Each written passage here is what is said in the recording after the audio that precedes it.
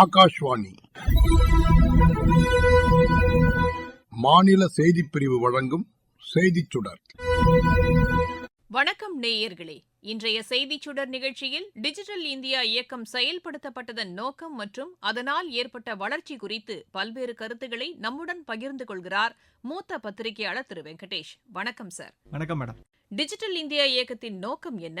எவற்றையெல்லாம் இலக்காக கொண்டு இந்த இயக்கம் செயல்படுத்தப்பட்டது சார்? 2012, 2014 இந்த காலகட்டத்துக்கு முன்னாடி நம்ம கிட்ட செல்போனுடைய பரவல் அதிகமாக இருந்துச்சு. படிப்படியான ஒரு வளர்ச்சி ஒண்ணு ஏற்பட்டு, ஆனா என்ன ஒரு பெரிய ஒரு சுரப்பாய்ச்சல் அப்படின்னு சொன்னா அது ஸ்மார்ட் போன் சொல்லக்கூடிய டிஜிட்டல், குறிப்பாக இந்த திறன்பேசி நம்ம தமிழ்ல சொல்றோம், ஸ்மார்ட் போன் ஆங்கிலத்தில் சொல்றோம். அது ஒரு பெரிய புரட்சியை ஒண்ணு ஏற்படுத்துச்சு. அதோட சேர்ந்து நம்ம கிட்ட அது நாள் வரைக்கும் இருந்த ஒரு இன்டர்நெட் சேவைகள் ஒரு 2G 3G இந்த மாதிரியான காலகட்டம் எல்லாம் இருந்த காலகட்டம் ஒண்ணு. ஆனா அதுக்கப்புறம் பாத்தீங்கன்னா அந்த 4G அப்படிங்கிற ஒரு முதல் முன்னேற்றம் ஒண்ணு நமக்கு பெருசா ஏற்படுது. அதுக்கப்புறம் 5G. இப்போ இந்த 12 ஆண்டுகள் காலகட்டத்துல என்ன நடந்துச்சு அப்படின்னு கேட்டீங்கன்னா, இந்த இணைய சேவையினுடைய தரம் நம்ம மொத்த நாட்டையுமே கம்ப்ளீட்டா ஒரு முழுசான ஒரு மாற்றத்துக்கு கொண்டு வந்திருக்கு. நாம ஒரு காலகட்டத்துல நம்ம அரசாங்கத்தினுடைய சேவைகளை பெறணும் அப்படின்னா, அல்லது வங்கித்துறையினுடைய சேவைகளை பெறணும்னா, அல்லது எந்த ஒரு அடிப்படை ஒரு ஆவணங்களை பெறணும்னா கூட நாம அரசாங்க அலுவலகத்தை நாடி நின்று பல மாதங்கள் காத்திருந்து நம்ம அந்த சேவைகள் எல்லாம் பெற்றுக்கொண்டிருந்த ஒரு அனுபவம் நமக்கு முன்னாடி உண்டு. ஆனா என்ன, இன்னைக்கு இந்த ஒரு தொழில்நுட்ப வளர்ச்சி, குறிப்பாக இணைய வளர்ச்சி என்ன பண்ணிருச்சுன்னா, எல்லா சேவைகளையுமே இன்னும் சொல்ல போனா ஆல்மோஸ்ட் எல்லா சேவைகளையுமே இன்னைக்கு அதை டிஜிட்டைஸ் பண்ணிருச்சு. சோ எல்லாவற்றையும் இன்னைக்கு மிக எளிமையாக நம்ம இன்னைக்கு அணுகக்கூடியதாக ஒரு விண்ணப்பத்தை நம்ம ஆன்லைன்ல பதிவு பண்ண முடியுது. உடனடியா நம்மளால அதுக்கான ஒரு ரெஸ்பான்ஸ் பண்ண முடியுது. அதுக்கு என்ன நடந்து கொண்டிருக்குன்னு நம்மளால ஃபாலோ பண்ண முடியுது. அரசாங்கமும் என்ன பண்ணிருக்கு, இந்த டிஜிட்டல் ஒரு வளர்ச்சியில, குறிப்பாக டிஜிட்டல் சேவைகளை தருவதில் இந்த மக்களை சென்று சேருவதற்கு இதை தவிர மிக எளிமையான வழிமுறை எதுவும் இல்லை, மக்கள் மிக எளிமையாக இதை பயன்படுத்தி கொள்ள முடியும் என்ற ஒரு நம்பிக்கை அந்த பக்கம் அரசாங்கத்துக்கு வந்த உடனே அவங்க ஏராளமான இந்த சேவைகளை உருவாக்கி கொடுத்து கொண்டே இருக்கிறாங்க. மத்திய அரசுலயும் சரி, மாநில அரசுலயும் சரி, பல்வேறு மாநிலங்கள்லயும் சரி, விதவிதமான சேவைகளை இன்னைக்கு உருவாக்கிட்டாங்க. உதாரணமா இன்னைக்கு நம்ம எந்த ஒரு இடங்கள்ல போனாலும் இன்னைக்கு பாத்தீங்கன்னா ஒரு இ சேவா மையம் இல்லாமல் நாம கிடையவே கிடையாது. அப்போ ஒரு இ சேவா மையம் அப்படிங்கிறது ஒரு அரசு அலுவலகத்தினுடைய ஒரு குட்டி அலுவலகம்னு சொல்லலாம். நீங்க எத்தனை அந்த பகுதி மக்களுடைய தேவைகள் என்னவோ அந்த தேவைகள் அத்தனையுமே நீங்கள் அங்கே போய் இணையம் வாயிலாக நீங்கள் நிறைவேற்றிக் கொள்ளக்கூடிய அளவுக்கு இன்னைக்கு ஏற்பட்டிருக்கு, வளர்ந்துருக்கு.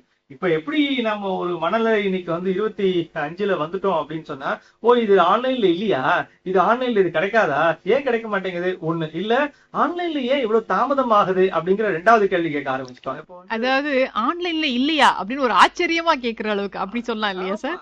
ஆன்லைன்ல கூட இது கிடைக்காம போகுமா அப்படிங்கிறதும், இது ஏன் ஆன்லைன்ல பதிவு பண்ணாம இவங்க வச்சிருக்கிறாங்க, ஏன் இந்த சேவையை இன்னும் அரசாங்கம் அதாவது எத்தனை சேவைகளை அரசாங்கம் இன்னைக்கு டிஜிட்டைஸ் பண்ணி கொடுத்திருந்தாலும் இன்னும் பல சேவைகளை ஏன் இன்னும் அரசாங்கம் நமக்கு டிஜிட்டைஸ் பண்ணி வழங்கவில்லைங்கிற கேள்வி இன்னைக்கு வந்துருச்சு. 2வது விஷயம், நாம அதுக்குள்ளேயே ஒரு பதில் கிடைப்பதற்கோ அல்லது அந்த நம்மளோட கோரிக்கை நிறைவேறுவதற்கோ தாமதமானால் ஏன் இன்னைக்கு டிஜிட்டல் இந்தியாவுக்குள்ள வந்த பிற்பாடு இந்த தாமதம் ஏற்படுகிறது அப்படின்னு அடுத்த கேள்வியை நாம கேட்க ஆரம்பிச்சு விட்டோம். அப்போ நம்முடைய எண்ணங்கள்ல ஒரு பெரிய மாறுதல் ஏற்பட்டிருக்கிறது. எந்த சேவையை பெற வேண்டுமானாலும் அப்போ இயல்பாக நம்ம ஒரு அரசாங்க அலுவலகத்தையோ அல்லது ஒரு நிறுவனங்களையோ போய் சார்ந்திருக்க வேண்டும் என்ற அவசியம் இல்லை, வங்கிகளை சார்ந்திருக்க வேண்டும் என்ற அவசியம் இல்லை. இப்ப இதனால என்ன பலன்கள் ஏற்பட்டது, நாம இதை தனித்தனியா நான் நிறைய விரிவா சொல்றேன். என்ன முக்கியமான ஏற்பட்டதுன்னா, இதுல நிறைய இடைத்தரகர்கள் இருந்தவர்கள் அத்தனை பேருக்குமான ஒரு சூழ்நிலை மாறிவிட்டது. அப்போ ஏழை எளியவர்களாக இருந்தாலும் சரி, படிக்காதவர்களாக இருந்தாலும் சரி, யாரா இருந்தாலும் இன்னைக்கு மிக எளிமையாக இந்த சேவைகளை பெற முடியும். தங்களுக்கு உரிய பலன்களை பெறணுமோ அதை பெற முடியும். அப்போ முதல் விஷயம், நடுவில் இருக்கக்கூடிய இடைத்தரகர்கள் முழுசாக காணாமல் போனார்கள். சார், இப்போ அரசுக்கும் மக்களுக்குமான அந்த தொடர்பு நேரடியா இருக்கு அப்படின்னு சொல்லலாமா சார்? மிக மிக நேரடியாக இருக்கிறது. இப்ப உதாரணமா நீங்க எந்த சேவையாக இருந்தாலும், உதாரணமா இந்த டிஜிலாக்கர்னு ஒரு கான்செப்ட், இப்ப நீங்க ஒரு பள்ளிக்கோ இல்ல கல்லூரிக்கோ இல்ல மேற்படிப்புக்கோ எங்கோ நீங்க நீங்க அப்ளை பண்ணணும்னா உங்க டிஜிலாக்கர்ல இருந்து நீங்க கனெக்ட் பண்ணி லிங்க் பண்ணா போதும். அப்படின்னா என்ன அர்த்தம்? ஒவ்வொரு மாநிலத்தில் இருக்கக்கூடிய பள்ளிக்கல்வித்துறையா இருந்தாலும் கல்லூரி கல்வித்துறையா இருந்தாலும் அவங்க அந்த மாணவர்களுடைய சர்டிபிகேட்ஸை டிஜிலாக்கர்ல அவங்க போடணும். அப்ப டிஜிலாக்கர்ல போட்டா அந்த லிங்கை நீங்க எடுத்து நீங்க எங்கேயோ வெளிநாடுக்கோ படிப்பா அனுப்பிச்சீங்கன்னா அது போதும். அப்ப இயல்பா என்ன ஆகுதுன்னா, அரசாங்கத்தினுடைய டிஜிலாக்கருடைய ஒரு டிஜிட்டல் சிக்னேச்சர் இருந்தாதான் அது ஏற்கப்படும் என்ற சூழ்நிலை உருவாகிவிட்டது. இத பிசிக்கலா ஒரு காலகட்டத்துல நம்ம வந்து அந்த சர்டிபிகேட்ஸை பிரிண்ட் அவுட் எடுத்தோ ஸ்கேன் பண்ணி இதெல்லாம் இன்னைக்கு மாறி போச்சு. நேரடியாக நீங்க டிஜிலாக்கர்ல அவங்கள ஆக்சஸ் கொடுத்தா போறோம். அது இயல்பாக அங்கேருந்து நேரடியாக எந்த பல்கலைக்கழகத்துக்கு அனுப்பணுமோ அதை அனுப்ப முடியுது. அப்ப இயல்பாக அங்கே வந்து அதுவும் டிஜிலாக்கர்ல இருந்து வருகிறது எனும் பொழுது அதுக்கு ஆத்தென்டிகேஷன் கரெக்டா இருக்கு. அப்போ இது அரசாங்கம் வழியாகத்தான் வந்திருக்கிறது, இது ஒரிஜினல் தான், எந்த வகையிலும் இதுல வந்து ஒரு டூப்ளிகேட் கிடையாது அப்படிங்கிற நம்பிக்கை பல பல்கலைக்கழகங்களுக்கும் ஏற்பட்டு விட்டன. அப்போ இப்ப அவங்க எல்லாம் என்ன இன்சிஸ்ட் பண்றாங்கன்னா, இது டிஜிலாக்கர்ல இருந்து டவுன்லோட் பண்ணதா, டிஜிலாக்கர்ல இருந்து எங்களுக்கு லிங்க் கொடுங்க.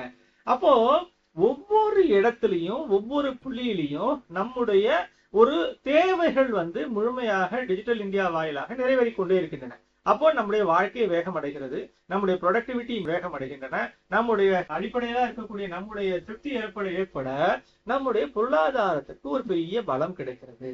ஒரு காலகட்டத்தில் நான் தான் சொன்னேன், அசுரப்பாய்ச்சல் என்ற ஒரு சொல்ல நான் சொன்னதுக்கு காரணமே என்னன்னா, இந்த மாதிரியான சேவைகள் எல்லாம் வழக்கமான காலகட்டம் வரை நாம் இருந்திருந்தோம்னா இன்னும் ஒரு 25 ஆண்டுகளாக இருக்கும். அப்போ அந்த 25 ஆண்டு காலத்தினுடைய ஒரு முன்னேற்றத்தை இந்த இணையமானது ஒரு 10 ஆண்டுகளில் சுருக்கி கொடுத்து விட்டது. அப்போ இன்றைக்கு இப்ப நம்முடைய கால ஓட்டத்துல பாத்தீங்கன்னா ஒரு 50 ஆண்டு கால வளர்ச்சி என்பதை அடுத்த 25 ஆண்டுகளுக்குள்ளே நாம் உள்ள கொண்டு வந்துருவோம். ஏன்னா அதாவது வளர்ச்சியை விரைவுபடுத்தி இருக்கு, வளர்ச்சியை விரைவுபடுத்தி இருக்கிறது இணையமானது. அதே சமயத்துல நாம கொடுக்கக்கூடிய சேவைகளுடைய தரம் இன்னும் மேம்பட்டு கொண்டே இருக்கிறது. இதனால் பலனடையக்கூடிய மக்கள் பகுதியினர் இருக்காங்கல்ல, வேற வேற பிரிவினர் இருக்காங்கல்ல, அந்த எண்ணிக்கை இன்னும் பரவலாக ஆகிக்கொண்டே இருக்கிறது. அப்போ இந்த டிஜிட்டல் சேவைக்குள்ளே வராதவர்கள் என்பவர்கள் இனிமேல் ஒருவரும் இல்லை என்ற சூழ்நிலை வந்து உருவாகி கொண்டிருக்கிறது. இதெல்லாம் தான் இந்த டிஜிட்டல் இந்தியா இந்த இணைய சேவைகளின் வாயிலாக கிடைத்திருக்கக்கூடிய மிகப்பெரிய பலன். அந்த பலனை நாம் மக்கள் நேரடியாக ஒவ்வொரு நாளும் ஒவ்வொரு தருணமும் நாம் வந்து அனுபவித்துக் கொண்டிருக்கோம். நீங்க சொன்னதுல இருந்து ரொம்ப விளக்கமாவே வந்து புரியுது. நாட்டு மக்களுடைய முன்னேற்றம், அவர்களுக்கு அதிகாரம் அளிக்கணும் அப்படின்ற ஒரு நோக்கோட தான் மத்திய அரசு செயல்பட்டு வராங்க. ஒவ்வொரு திட்டங்களையும் வந்து அவங்க முன்னெடுக்கிறதும் அந்த இலக்கோட தான். அப்படி இருக்கும்போது இந்த டிஜிட்டல் இந்தியா இயக்கம் அப்படிங்கிறது அரசோட இலக்குகளுக்கு ரொம்ப உறுதுணையா இருக்கு அப்படிங்கறதையும் நம்மளால பார்க்க முடியுது. மக்களுக்கு நிறைய நன்மைகள் ஏற்பட்டிருக்குன்னு சொல்லி சொன்னீங்க. குறிப்பா வந்து கால விரயம் இல்லாம இருக்கிறதுனால மக்களுக்கு நிறைய வந்து டைம் கிடைச்சிருக்கு அவங்களுடைய வாழ்க்கையில முன்னேற்ற பாதையில செல்றதுக்கு. வேற என்னென்ன நன்மைகள் கிடைச்சிருக்கு சார்? ரொம்ப எளிமையான சில புள்ளி விவரங்களை பார்த்துட்டோம்னு வச்சுக்கோங்களேன், நம்ம இது வந்து ரொம்ப உபயோகமா இருக்கும். அதாவது நம்ம 2014 இந்தியாவில பாத்தீங்கன்னா இணைய இணைப்புகள் அப்படிங்கிறது 25.14 கோடி தான் அன்னைக்கு இருந்துச்சு. ஜூன் 2024 கணக்குப்படி கிட்டத்தட்ட 96.96 கோடி மக்கள் மத்தியில இந்த இணைய சேவை போய் சேர்ந்திருக்கு. பிராட்பேண்ட் சேவை சொல்றோம் இல்லையா, அது வந்து கிட்டத்தட்ட 94.92 கோடி வந்து போய் பரவலாக சேர்ந்திருக்கிறது. இப்போ இதே மாதிரி கிராமங்கள் தோறும் பஞ்சாயத்துகள் தோறும் நம்ம இந்தியாவில பாத்தீங்கன்னா 2.1 லட்சம் கிராம பஞ்சாயத்துகளுக்கு இன்னைக்கு வந்து இணைய சேவை கொடுப்பதற்கான லாஸ்ட் மைல் கனெக்டிவிட்டி வரைக்கும் கொண்டு போய் நம்ம சேர்த்துட்டோம். அப்போ என்ன நடந்திருக்கு அப்படின்னு கேட்டீங்கன்னா, நாம படிப்படியா ஒவ்வொரு கட்டத்திலையும் ஒவ்வொரு இடத்துலையும் நாம எப்படி வந்து இணையத்தை கொண்டு வந்து சேர்ப்பது, இணையத்தின் வாயிலாக சேவைகளை எப்படி கொண்டு போய் சேர்ப்பது, அதன் மூலமாக மக்களுக்கு அதை பயன்படுத்துவதற்கான வழிமுறை என்ன, அதையும் அவர்கள் வந்து இயல்பாகவே தெரிந்து கொள்ளக்கூடிய வண்ணம் அவர்களுக்கும் நாம சொல்லியிருக்கோம். அதாவது அந்த ஈஸ் ஆஃப் ஆக்சஸ் அப்படின்னு நம்ம சொல்றோம். இயல்பாக அதை பயன்படுத்துவதற்கான ஒரு ஆக்சசிபிலிட்டி, இது அத்தனையுமே நாம கொண்டு போய் படிப்படியா சேர்ப்பதன் மூலமாக நம்ம என்ன பண்றோம், இதை வந்து இன்னும் விரைவுபடுத்துறோம். நம்ம இங்க சொன்ன மாதிரி இந்த சேவைகளை அல்லது நம்முடைய வளர்ச்சியை விரைவுபடுத்துவதற்கு தேவையான அத்தனை அம்சங்களையும் நாம வந்து இந்த இணையத்தின் வாயிலாக செய்யறோம். இன்னொரு பக்கம் இந்த இணையத்தினுடைய வேகத்தை பேண்ட்விட்த்னு சொல்றோம். இணையத்தினுடைய வேகம், அதனுடைய தரம், அது அத்தனையுமே நாம வந்து இன்னும் தொடர்ச்சியாக மேம்படுத்தி கொண்டிருக்கோம். எனக்கு இன்னும் ஞாபகம் இருக்கிறது, 1996-97 அந்த காலகட்டத்துல நம்ம வந்து இன்னைக்கு பிராட்பேண்ட் பேசுறோம், அன்னைக்கெல்லாம் வந்து நேரோ பேண்ட்னு ஒண்ணு உண்டு. அது வந்து நம்முடைய இன்டர்நெட்ல கனெக்ஷன்ல பண்ணோம்னா அது வந்து டிங் டிங் டிங் டிங் அது பாட்டு மேலே கீழமா ஓடிக்கொண்டிருக்கும். அது வந்து வெறும் சாதாரண இணைய சேவை, வெறும் இமெயில் அனுப்புறதுக்கு மட்டும்தான் அன்னைக்கு காலகட்டத்துல நம்ம வந்து அதிகமா பயன்படுத்தி கொண்டோம் 95 காலகட்டத்துல. அந்த இடத்துல இருந்து நான் அதை பயன்படுத்தி கொண்டிருக்கிறேன், இன்றைக்கும் நான் பயன்படுத்துகிறேன். அப்போ எவ்வளவு வேகமாக அந்த முன்னேற்றம் ஏற்பட்டிருக்கிறது, சேவையின் தரம் உருவாகி இருக்குது அப்படின்னு பாத்தீங்கன்னா, அப்போ அதற்கான ஒரு டிஜிட்டல் இன்ஃப்ராஸ்ட்ரக்சரை வந்து நாம இந்தியா முழுசும் நாம வந்து உருவாக்கி இருக்கோம். இது எல்லாம் வந்து நாம மக்களுடைய தரப்புல இருந்து நாம பாக்குறோம். இதுக்கு பின்னாடி என்ன போயிருக்கு அப்படின்னு நம்ம பார்த்தோம்னா, நீங்க இந்தியா முழுசும் பாத்தீங்கன்னா இணைய சேவைகளுக்கான டவர்ஸ் வந்து அவ்வளவு நிறுவப்பட்டிருக்கு. ஒரு சமீபத்திய புள்ளி விவரம் ஒண்ணு நான் இதை பத்தி படிச்சு கொண்டிருந்தேன். கிட்டத்தட்ட பாத்தீங்கன்னா எப்படி டிஜிட்டல் டவர்ஸ் வந்து எண்ணிக்கை வந்து கிட்டத்தட்ட 4.74 லட்சம் டவர்ஸ் வந்து 5G டவர்ஸ் வந்து பொருத்தப்பட்டிருக்கு. அதாவது இந்தியாவில் 99.6% மாவட்டங்களுக்கு, வெறும் 0.4% மாவட்டங்களுக்கு தான் இன்னும் இணைய சேவை இல்ல. அதாவது இணைய சேவைக்கான டவர்ஸ் இல்ல. அப்படின்னா நம்ம ஆல்மோஸ்ட் 100% வரைக்கும் நம்மளுடைய இணைய சேவையை கொண்டு போய் சேர்த்துட்டோம். அப்போ டவர்ஸ் உருவாக்கி இருக்கோம், அதுக்கு தேவையான டேட்டா சென்டர் உருவாக்கி இருக்கோம், அதுக்கு தேவையான பிராட்பேண்ட் கனெக்டிவிட்டியை நம்ம எல்லா இடத்துலையும் உருவாக்கி இருக்கிறோம். அப்போ என்ன ஆகிக்கொண்டே இருக்கிறதுனா, இந்த பின்னாடி நடக்கக்கூடிய இன்ஃப்ராஸ்ட்ரக்சர் வளர்ச்சி இருக்குல்ல, இது அத்தனையும் அரசாங்கம் தன்னுடைய பங்களிப்பை பெருமளவு செய்கிறது. அரசாங்கத்தினுடைய முதலீடு என்பது இந்த இடத்துல தான் மிக அதிகமாக இருக்கிறது. அப்போ மக்கள் பயன்பெற வேண்டும் என்பது இந்த பக்கம்னா, அதற்கான பின்னாடி இருக்கக்கூடிய அந்த கட்டுமானத்தை உருவாக்குவது என்பது முற்றிலும் அரசாங்கத்தினுடைய ஒரு பெரிய முயற்சியாக இருக்கிறது. அதைத்தான் இன்றைக்கு நாம் பலனாக நாம் மக்கள் அனுபவித்துக் கொள்றோம். நிச்சயமா சார். அதாவது நாட்டோட முன்னேற்றத்துல அந்த உள்கட்டமைப்பு அப்படின்றது ரொம்ப முக்கியம் அப்படிங்கிறது நீங்க சொல்றது புரியுது.